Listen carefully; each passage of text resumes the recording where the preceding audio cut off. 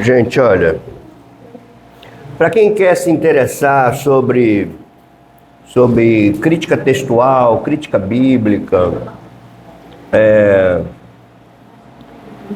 refutação ao liberalismo teológico, eu vou indicar 3 livros. Crítica Histórica da Bíblia, A Crítica Bíblica em Julgamento e O Mundo Perdido de Adão e Eva. 3 livrinhos. Entra lá no meu Instagram que tá lá no... Três daqueles. Gente, olha só, o crescimento de vocês em conhecimento, ele não está restrito à sala de aula. A sala de aula é o nascedouro, é onde as ideias surgem, né? A gente começa a compreender as coisas. Mas o que você faz entre uma aula e outra é que é fundamental para o teu crescimento. Santo e eterno Deus, nós te louvamos e te agradecemos pela graça de estarmos aqui. E te agradecemos por tu tens nos capacitado para compreender coisas que outrora sequer imaginaríamos que teríamos acesso. Nós queremos te servir com sabedoria, com conhecimento, com devoção, com totalidade de entrega. Dependemos do teu Espírito. Queremos, Senhor, como agentes do teu reino, nós queremos saber defender a nossa fé, articular a nossa fé, explicar a nossa fé num tempo tão difícil como o nosso. Por isso eu te peço, humildemente, que tu uses esse espaço aqui de sala de aula para que possamos compreender de uma forma mais ampla o universo da nossa fé e poder interagir com o mundo à nossa volta. Assim nós oramos. Tenha misericórdia de mim, que estarei aqui falando aos meus irmãos. Uses a minha vida, Senhor, segundo o teu querer e segundo a tua infinita misericórdia, porque não há mérito em mim. A ti pertence todo o mérito, toda a glória, toda a honra, todo o louvor, Senhor. Nós oramos assim, te agradecemos, em nome de Jesus. Amém. Vocês estão me ouvindo bem, então? É que eu não sou de falar muito alto. Se eu fiz um quadrozinho aqui, rapidamente, posso sair daqui, né? Não vou ser aqui. Eu estou pegando o quadro. Só para vocês entenderem aqui, eu fiz esse gráficozinho aqui só para vocês se posicionarem na linha do tempo. A gente tem aqui o chamado pré-modernismo. Fica no quadro. Cara, mas eu vou ter que andar aqui. Da direita para cá. Então, faz assim, ó. Então a gente tem o pré-modernismo, o modernismo e o pós-modernismo, que é o período que a gente vive aqui. Essas nomenclaturas, elas foram cunhadas depois, né? Elas foram colocadas depois. Mas chama de pré-modernismo um período da humanidade antes da Revolução Filosófica, que parte de René Descartes ali, chamado pré-modernismo. No pré-modernismo, o que predominava era a religião, a economia era mais baseada na agricultura. Aí tem uma transição aqui, ó. Por que eu estou falando isso, gente? Porque isso aqui afeta a maneira como interpretamos não só a Bíblia, como interpretamos a vida, as coisas, né? Aqui existem pensadores e pensamentos. Esses pensadores e pensamentos vão influenciar no pensamento de cada um, na maneira que cada um estrutura o seu pensamento e suas interpretações. Aqui predominava a religião, o método de interpretação aqui era mais da Igreja Romana, chamar de Igreja Romana, tá? O método hermenêutico daqui era mais movido por alegoria.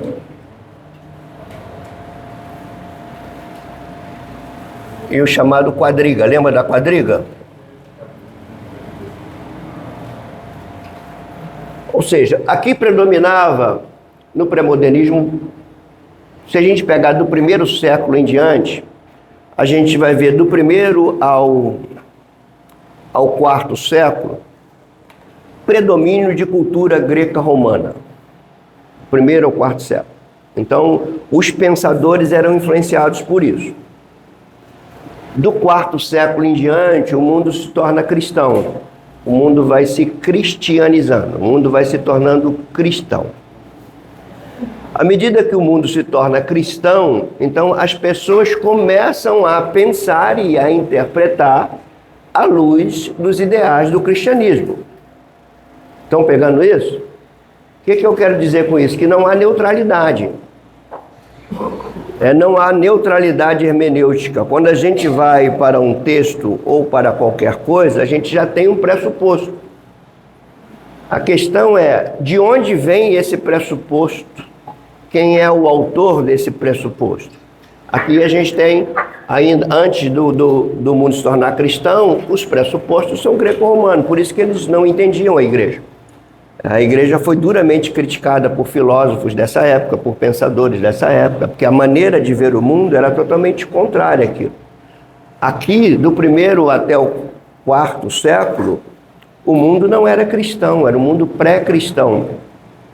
Depois que o cristianismo entra no Império Romano e se espalha pelo Império Romano, e o Império Romano se torna cristão, é que isso que tecnicamente a gente chama de cristandade. Ou seja, o mundo foi cristianizado. Não significa que todas as pessoas eram cristãs convertidas.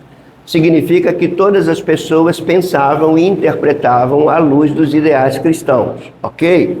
Isso ainda é o pré-modernismo. Quando chega aqui, é que eu não coloquei século. A gente bota aqui século I até o século XVI, mais ou menos, aqui.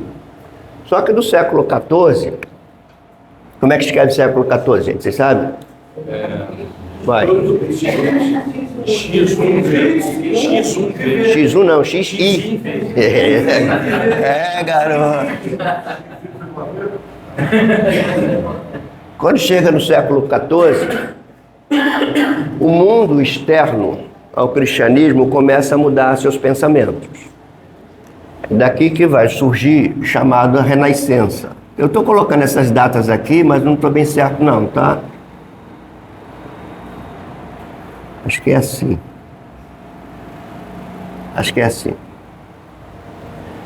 Na Renascença, começa-se a questionar o poderio ou a hegemonia religiosa e a interpretação das coisas pelo viés religioso imposto pela Igreja Romana. O método de interpretação alegórico, então ela pegava a Bíblia, dava sua interpretação alegórica, e a Igreja Católica se colocava em pé de igualdade com a Escritura, ou seja, a Escritura é canônica, mas aquilo que a Igreja diz deve ser considerado com a mesma autoridade da Escritura.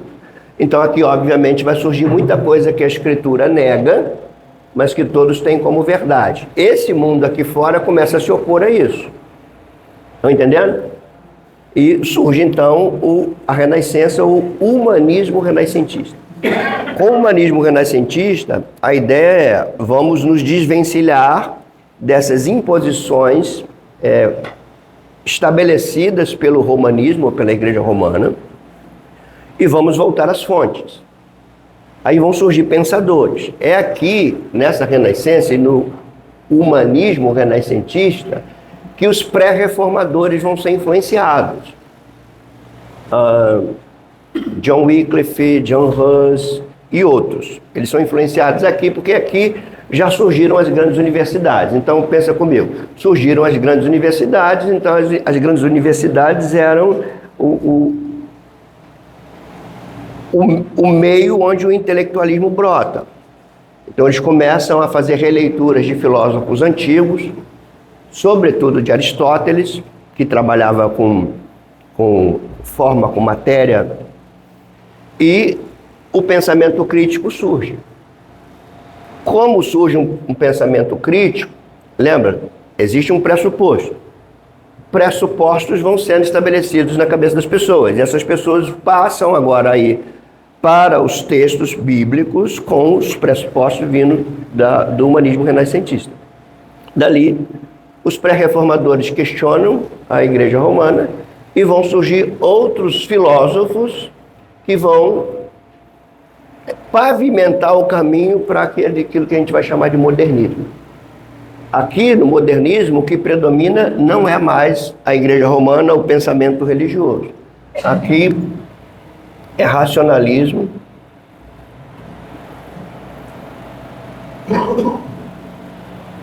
ciência,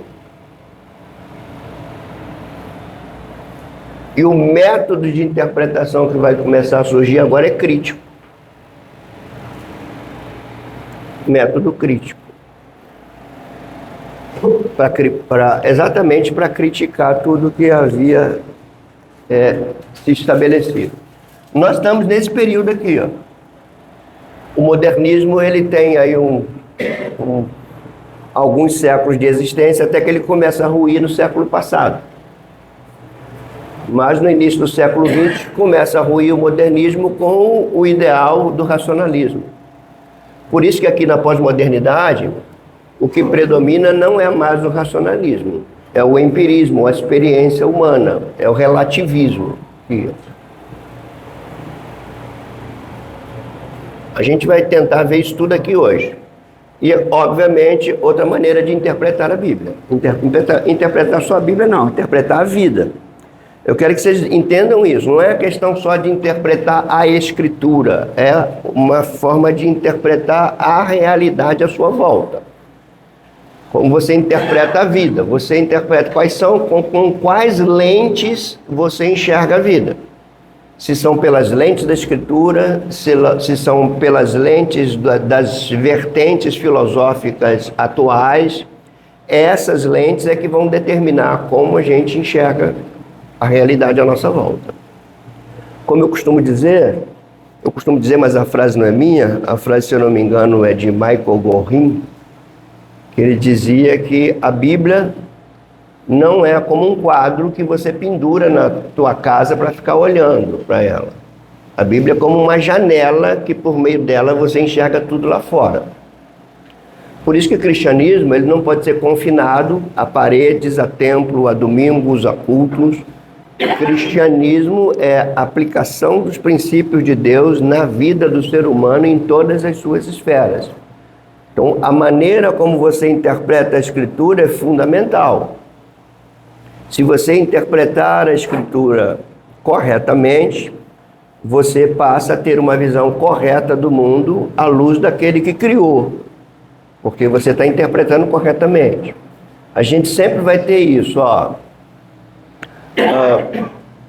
Teologia, deixa eu colocar a coisa melhor aqui sem querer complicar para vocês. A gente vai sempre ter esses... Obrigado. A gente vai ter sempre esses pontos aqui, ó. Realidade, interpretação da realidade, a lógica sobre a realidade e a ética, que é a maneira como a gente vive essa realidade. Se você interpreta equivocadamente, você vai ter uma lógica equivocada e você vai ter uma ética equivocada.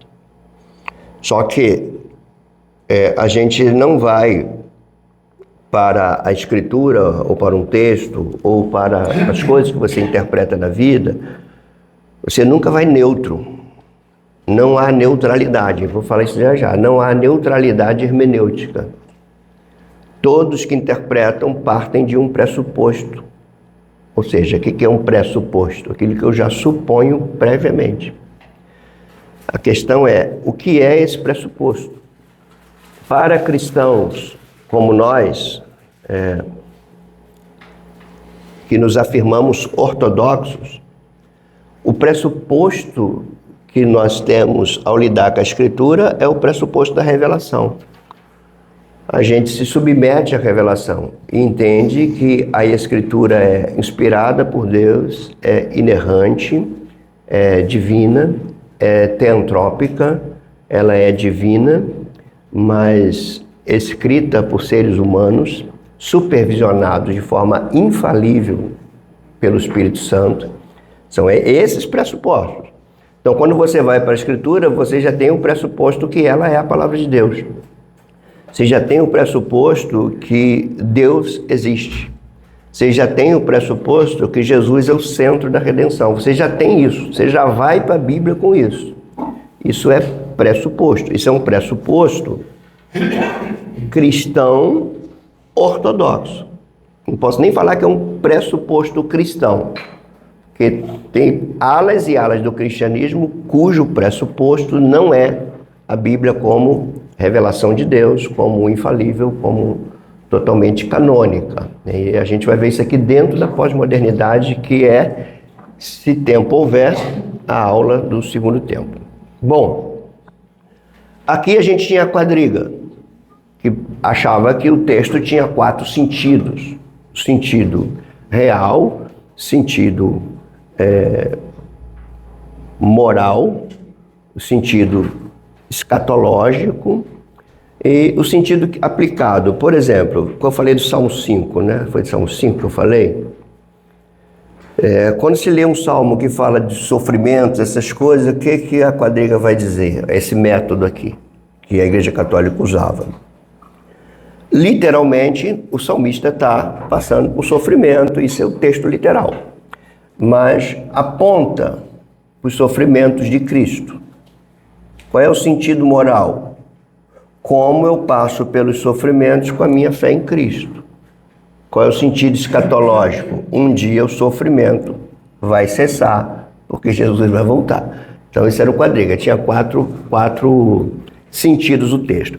Para um cristão reformado ou para um cristão ortodoxo, a gente vai chegar à seguinte conclusão.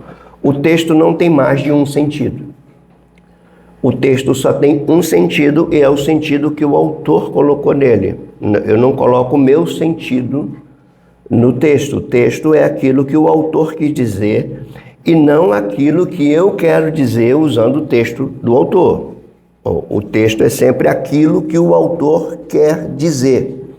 É o sentido. A gente tem que fazer diferença entre sentido original do texto e aplicação contemporânea do texto. A gente tem que fazer essa separação. Paulo vai dizer assim,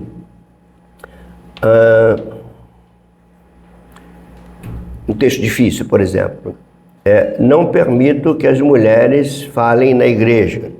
É difícil. Por que ele falou isso? E por que ele falou isso só aos coríntios? Por que isso não é realidade em outros textos? É aplicável para os nossos dias? Então, essa é a tarefa do intérprete. Ele vai catar, e a gente tem, nas aulas futuras, a gente vai trabalhar mais questões práticas, mas a gente vai ter que lidar com lacunas, com distâncias entre nós e o texto, entre nós e a autoria do texto, entre nós e os leitores originais, entre nós e a cultura da época. Uma distância muito grande. A questão de você perceber, identificar o sentido do texto, mas saber aplicar esse texto à tua realidade, né? O sentido da pregação, você lê, explica, extrai, aplica. Pregação é isso. Leu o texto, explicou o texto, extraiu as verdades do texto, aplicou as verdades do texto. Fala. Isso tem a ver com o contexto também, pastor? Com certeza, com certeza. Com certeza. Se você falar para o Júlio assim, Júlio, esqueci o pendrive espetado lá no notebook. E escreve isso e isso fica. Daqui a 1000 anos a pessoa lê isso. Pô, o que é pendrive, o que é notebook? Não sabe mais nada do que... O que é espetar um pendrive no notebook? Não sabe mais nada. Ele vai ter que procurar saber o que o Marcelo quis dizer para o Júlio para ver o que se aplica aqui. E onde estava o notebook? Onde estava? Por que ele falou isso? Por que ele esqueceu? Tem um monte de coisa.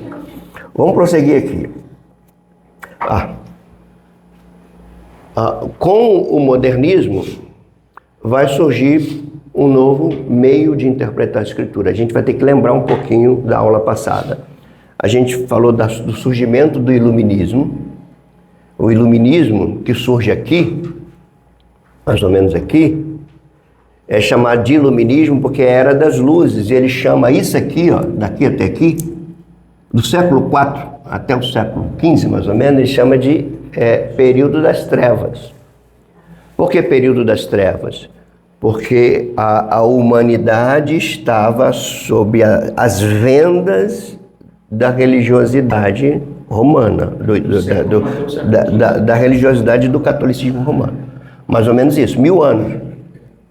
1000 anos, desde que o império se torna cristão até o surgimento da Renascença e o embate contra isso tudo.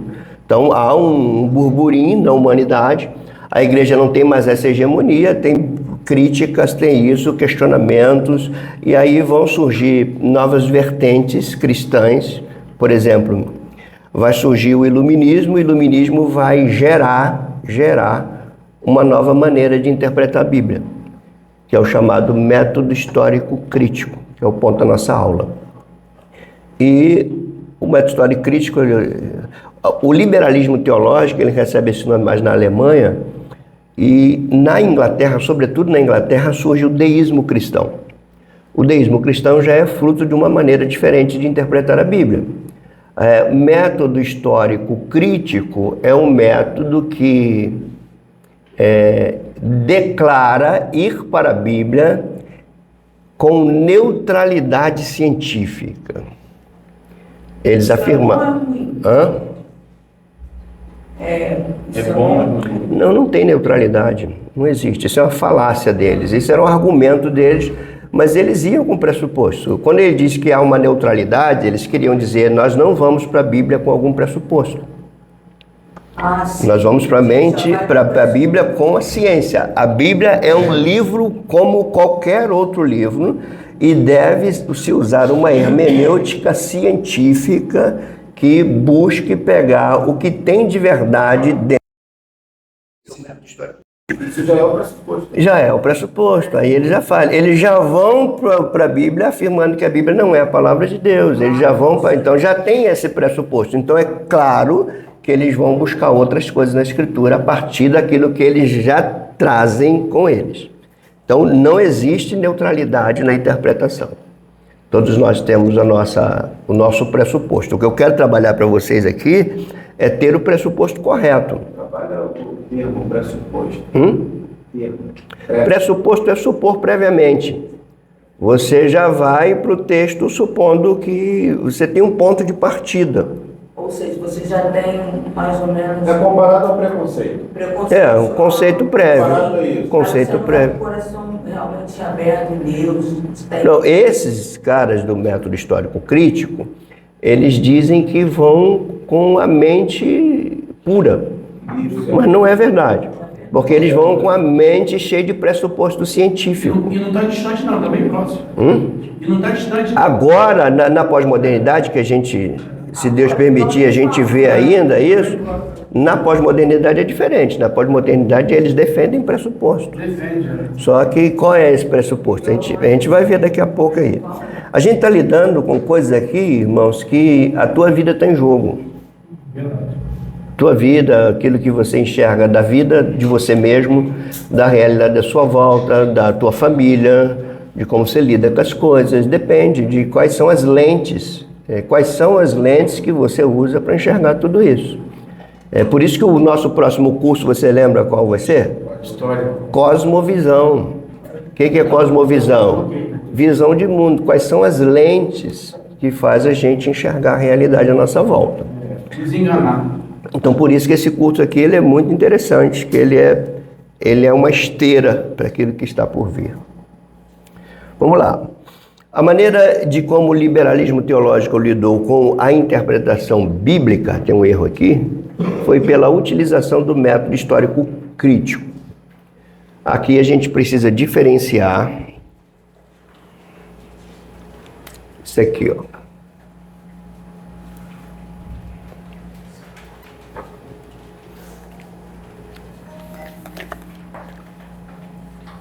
Método histórico crítico, método histórico gramatical. claro que essas nomenclaturas vieram depois, tá? Mas os reformadores, por exemplo, usaram esse método. É um método que enfatiza a historicidade dos fatos bíblicos. É uma coisa interessante para a gente entender que a nossa doutrina, ela tem como ponto de partida fatos históricos. Por exemplo, Jesus morreu. É um fato histórico? É. A maneira como a gente interpreta esse fato histórico é que é a nossa doutrina, a nossa teologia. Então, o método histórico-gramatical, eles visam o texto, por isso que é gramatical. Eles querem buscar o sentido do texto. Eles entendem que o texto é inspirado a uma ação divina sobre o ser humano que escreve. Então, eles vão pegar o texto, esse método histórico-gramatical. Eles vão pegar o texto, vão analisar o texto, vão querer buscar qual é o sentido do texto, o que aquele texto significava lá, o que significa aqui. Isso é um método histórico-gramatical.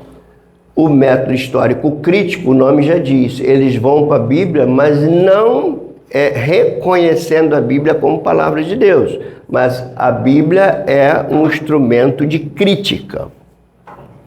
Então eles não vão para buscar a revelação de Deus, eles vão buscar a crítica àquilo que era chamado de revelação. O método é científico. É interessante vocês entenderem o seguinte: nesse período em que surge o método histórico crítico, existia o conceito de verdade absoluta. Verdade não era relativa, verdade absoluta, porque era uma época muito influenciada pela ciência. Então a verdade era absoluta. E eu estou frisando essas coisas, que quando a gente entra na pós-modernidade, vocês vão ver que isso caiu. Não tem mais verdade absoluta na pós-modernidade. Então existe uma transição de modernidade para pós-modernidade e o conceito de verdade sofre alteração. Não existe mais verdade absoluta, a verdade é relativa, e a verdade é relativa a quem? Ao sujeito e ao seu contexto. O sujeito e o contexto que vai determinar o que é verdadeiro e o que não é. Aqui, nesse período que a gente está estudando, o que determina o que é verdadeiro e o que não é a razão humana. A razão humana, se a gente pega de iluminismo e método histórico crítico, a razão humana libertada dos preceitos religiosos impostos pela Igreja Romana. Por isso que é liberalismo, sentido de liberalismo teológico é uma teologia livre das imposições romanistas ou das imposições que a Igreja Romana havia colocado. Não é liberal porque é livre, não, porque ela está liberta, é uma teologia liberta daquilo que a Igreja colocava como imposição. Então, lembra sempre disso. Liberalismo teológico, nova maneira de interpretar a Bíblia. Ok? Catolicismo romano, uma maneira de interpretar a Bíblia. Viés alegórico, um texto com 4 sentidos, e a Igreja tendo a mesma autoridade da Escritura. Então pensa, a Igreja enquanto instituição se colocava em pé de igualdade da Escritura, logo, a verdade nesse período pré-moderno, ou no período medieval, vamos dizer assim, a verdade era estabelecida pela instituição. Uma instituição que determinava que a verdade, até porque o cristão não interpretava a Escritura. Ele se submetia à interpretação que lhe era imposta. E aquele negócio que geralmente Dani falava em português, latim tudo, mas a pessoa nem entendia que não precisava entender, não. Crer. A autoridade está na igreja. Era só obedecer. A autoridade está na instituição. Gente, a gente está assustado com isso, mas tem muitas igrejas hoje que ainda é assim, viu? Ainda é assim, a autoridade está no que o pastor falou lá. Não entendi nada, não interpreto, nem conheço doutrina nenhuma, não conheço teologia, mas ele falou Então tem muita gente assim ainda, por isso que tem que ter muito cuidado. Cuidado, como diz o apóstolo Pedro, quem fala tem que falar segundo os oráculos de Deus. Quem estudar de certa forma na Renascença ajudou também a igreja a libertar os cristãos. Sim, a Renascença foi... Por isso que eu estou falando que nós não podemos demonizar os movimentos filosóficos, culturais que existem, porque eles podem ir contra a Escritura, mas eles podem também pontuar coisas legítimas que a igreja precisava ver e não via. E também acender alguém, possivelmente levantado por Deus, para sempre tem. A verdade com o humanismo renascentista e a época das grandes universidades, o mundo era cristão ainda. Então os grandes cientistas eram cristãos. Então só que agora eram cristãos que já não se submetiam cegamente a tudo que a igreja falava. Porque eles tinham acesso ao conhecimento por meio das universidades, redescobriram clássicos gregos como Aristóteles, por exemplo, eles redescobriram isso tudo. A arte de pensar vai gerar questionamento, só não questiona quem não pensa. Toda pessoa que pensa, questiona. E é um erro a gente achar que quem questiona é porque é rebelde, porque não, quem questiona tem dúvida. Questiona porque tem dúvida porque pensa. Tem dúvida, pensa, ele tem o direito. Ele tem essa prerrogativa da dúvida, do questionamento. E as grandes expressões de fé foram precedidas por grandes dúvidas. Tomé duvidava de muita coisa, mas está entre os 12. E não é pecado isso. Duvidar não é pecado. Fazer um questionamento não é ato de rebeldia, é ato de quem pensa. Só que tem igrejas que vão tolir isso, como a Igreja Católica fez. Igrejas evangélicas que vão tolir isso. Quando você questiona alguma coisa, você já é taxado como um rebelde.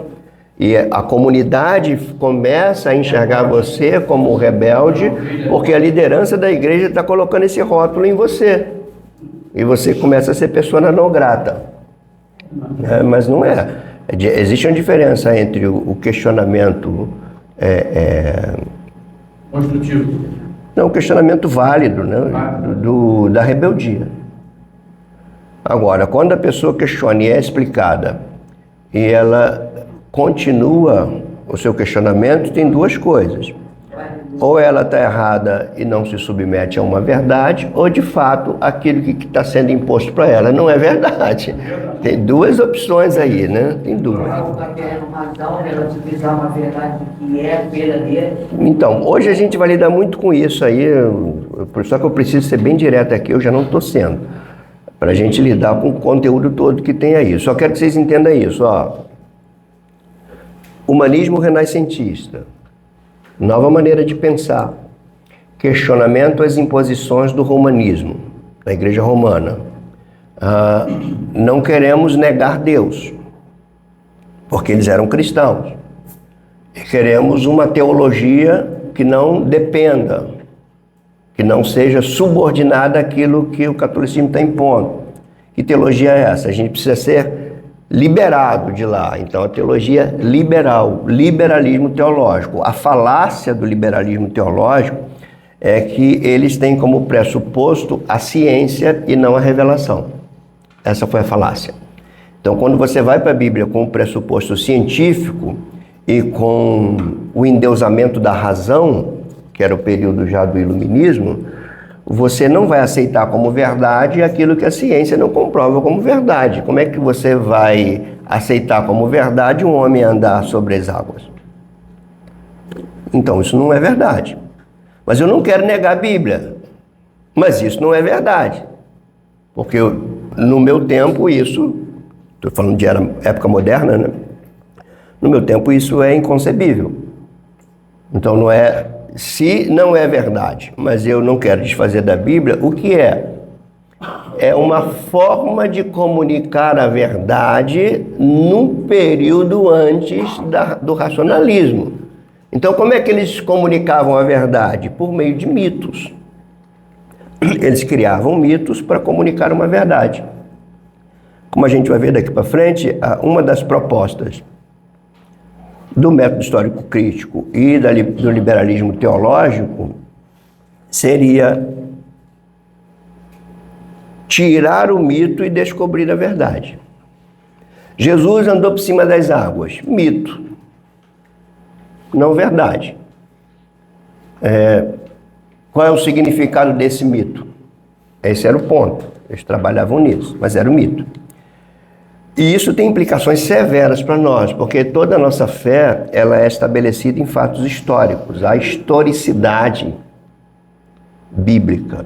Então, Jesus ressuscitou foi um fato histórico, não é um mito. O que dizia, por exemplo, Rudolf Bultmann, um alemão que dizia assim, não, Jesus ressuscitou na mente dos apóstolos.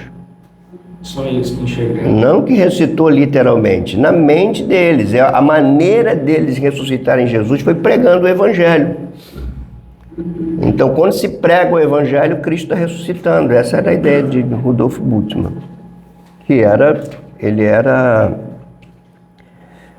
luterano, se eu não me engano. Então, vamos lá. Maneira de interpretar a Bíblia que visava o uso do racionalismo e do cientificismo, oriundos do iluminismo alemão, iluminismo, origem alemã, o ceticismo francês e o racionalismo inglês. A gente tem aqui John Locke, a gente tem aqui Descartes, a gente tem Spinoza, e são pensadores do racionalismo que vão influenciar a maneira de, repito, não é interpretar só a Bíblia não, tá, gente? É interpretar a realidade à sua volta, para a gente tirar essa coisa pontual. A ideia aqui do nosso curso é de interpretação da revelação verbal de Deus, mas por meio dela você saber interpretar a vida, as coisas, os acontecimentos. Origem do método. Nasce no iluminismo, ou seja, o iluminismo é a esteira do método histórico crítico. E eu estou citando aqui o Augusto Nicodemos, que diz: o que ele tem de distintivo, ele está falando do método histórico crítico, tá? O que ele tem de distintivo é seu débito para com as ideias do humanismo da Renascença, do deísmo inglês. Eu já expliquei para vocês o que é o deísmo.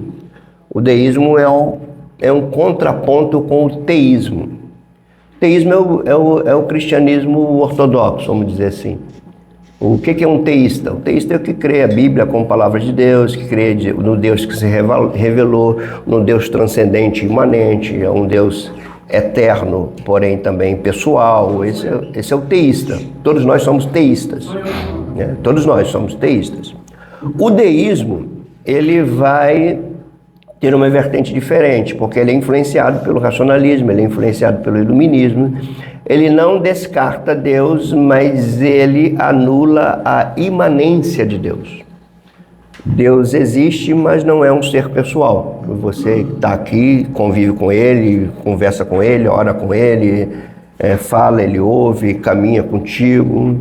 Então o deísmo tinha uma pitada agnóstica. Já falei para você o que é agnóstico.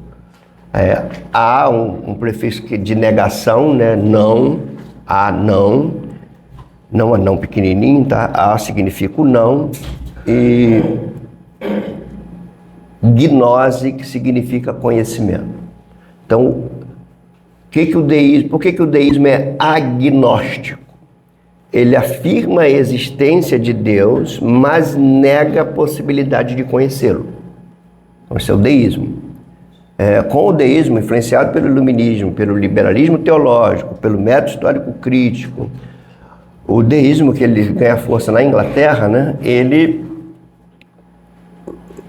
vai pregar um Deus que não é presente, vai desenvolver a ideia de reino de Deus, mas não com um aspecto escatológico, cataclismo, como a volta de Jesus.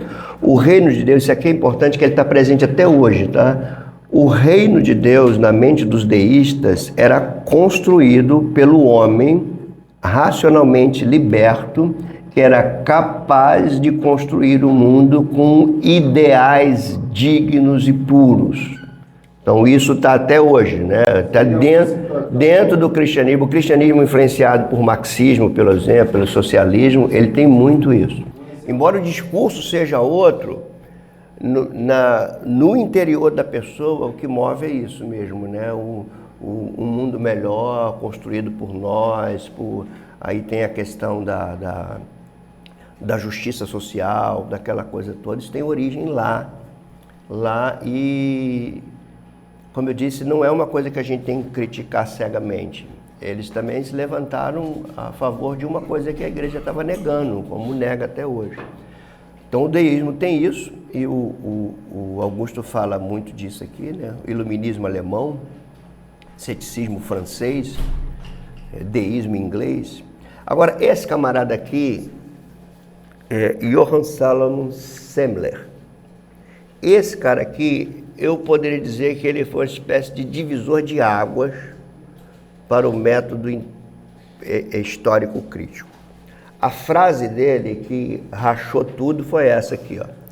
A raiz de todos os males na teologia, olha aqui a frase dele, é usar os termos palavra de Deus e escritura como se fossem idênticos.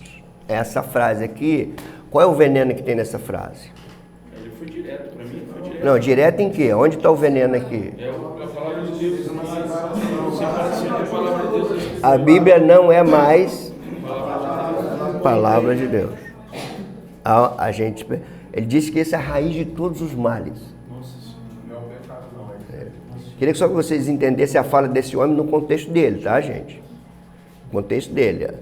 A raiz de todos os males, Paulo fala que o dinheiro, o amor ao dinheiro é a raiz de todos os males, né? Ele diz que a raiz de todos os males aqui é usar os termos, palavras de Deus e Escritura, como se fossem idênticos. É daí que vai surgir a diferença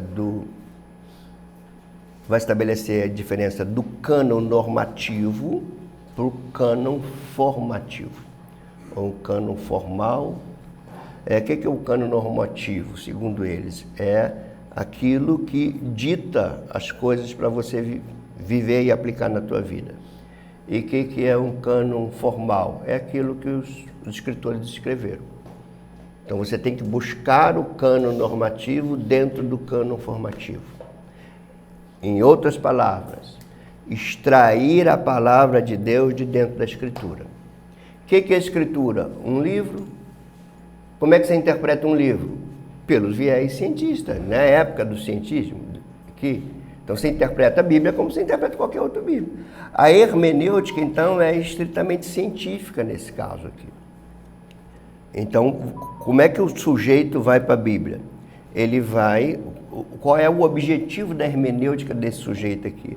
Buscar a palavra de Deus dentro desse livro. O livro não é a palavra de Deus. Daí que no período moderno, a expressão é: a Bíblia não é a palavra de Deus. A Bíblia contém a palavra de Deus. Eu vejo as pessoas repetindo isso até hoje, tá, gente? Tinha uma turma aqui que eu tive que, educadamente, falar assim: segue teu caminho. Porque tinha essas ideias aqui. Educadamente, falei: cara, não vai dar, aqui não vai dar. Segue teu caminho. Porque eles falavam com clareza: não, a Bíblia não é a palavra de Deus, ela contém a palavra de Deus. É claro que ele era influenciado por isso. Vocês vão ver hoje ainda que hoje o conceito não é nem mais esse. Não é nem mais esse, a Bíblia não é a palavra de Deus, a Bíblia contém a palavra de Deus. Agora é. A Bíblia não é a palavra de Deus, a Bíblia se torna a palavra de Deus. Quando ela vem ao encontro das minhas necessidades existenciais. Porque se aqui a interpretação é influenciada pelo racionalismo, na pós-modernidade a interpretação é influenciada pelo existencialismo. Sempre tem uma filosofia por trás, tá, gente? É possível que o mesmo texto tenha duas ou três verdades para essa pessoa. Pós-modernidade tem quantas verdades puderem. Você vai ver isso daqui a pouco aqui. Vamos lá, aqui para Semmler a palavra de Deus seria as verdades espirituais interiores, aquilo que eu já falei aqui, qual seria universal, abstrata, transcendente, capaz de levar à instrução salvífica. A palavra de Deus seria discernível pelo testemunho do Espírito Santo no coração do leitor. Já as palavras seriam acomodação dos autores humanos à revelação divina. Olha o que o método histórico crítico vai fazer. As ações desse método foram, primeiro, desvencilhar a teologia dogmática. O que é teologia dogmática? Teologia do dogma, né? da proposição teológica. A gente tem que entender a palavra dogma despida de todo o conteúdo pejorativo que ela ganhou. A palavra dogma, no seu original, ela vem de um grego, se eu não me engano, é dokel, que significa emitir um parecer. O dogma é você emitir um parecer. Só que como o parecer emitido pela Igreja Católica virou lei, e não obedecer a esse dogma era crime, então essa palavra começou a ser desacreditada, marginalizada, e como as pessoas nunca pensam com sua própria mente, elas vão ecoando o que houve. Então era muito comum você ver assim, eu não me submeto a dogmas, eu sou contra os dogmas, você não sabe nem o que estava falando, mas era bonito falar aquilo. Era bonito falar aquilo, mas não sabia nem o que estava falando. Hoje também tem muita gente repetindo coisas que não sabe nem do que está falando, nem da origem do que está falando, o que significa. O negócio é que se popularizou. Abrir o caminho para uma teologia racionalista e não uma teologia subordinada à revelação. Lembra que eu falei no início? Não há nenhuma possibilidade de você ir para um texto sem pressupostos. Não há neutralidade hermenêutica. Não existe isso. Todos que vão para a Escritura, ou para qualquer coisa que você ver à sua volta, você tem um pressuposto que, por esse pressuposto, você tece seu comentário sobre aquilo. Ok? O pressuposto cristão é a revelação. Nós entendemos que a Bíblia é a palavra de Deus, que Deus criou o mundo, que Deus se revelou ao mundo criado, que o mundo se separou de Deus pela queda, que há uma redenção em Cristo Jesus, que há uma obra do Espírito Santo conduzindo todas as coisas até a sua consumação. Então nós temos 4 pilares de pressupostos que montam a estrutura da nossa cosmovisão, que é a criação, a queda, a redenção e a consumação. São 4 pilares que montam a nossa estrutura teológica, a nossa maneira de enxergar as coisas, enxergar o mundo. Isso, quero que você entenda, é importante demais para você entender isso. Você vai saber lidar melhor até com as pessoas ao teu lado, se você tem essa estrutura na tua mente, né? Uma cosmovisão de criação, queda, redenção, consumação. Você vai saber lidar melhor, inclusive nesse período pós-moderno que a gente vive, os conflitos que a gente está tendo com crianças, com adolescentes, com jovens, pais com muita dificuldade de lidar com os jovens, porque os jovens estão influenciados pela mente pós-moderna e os pais ainda estão na mente moderna. Então é uma lacuna de gerações, é um conflito enorme. Se você tem essa estrutura de cosmovisão, você vai saber lidar com os dilemas do teu filho também. Você vai entender porque ele pensa assim, você não vai perder a originalidade dos seus filhos, né? Criação de Deus, o que a queda pode fazer, aonde está a solução, né? Isso tudo vai te ajudar muito.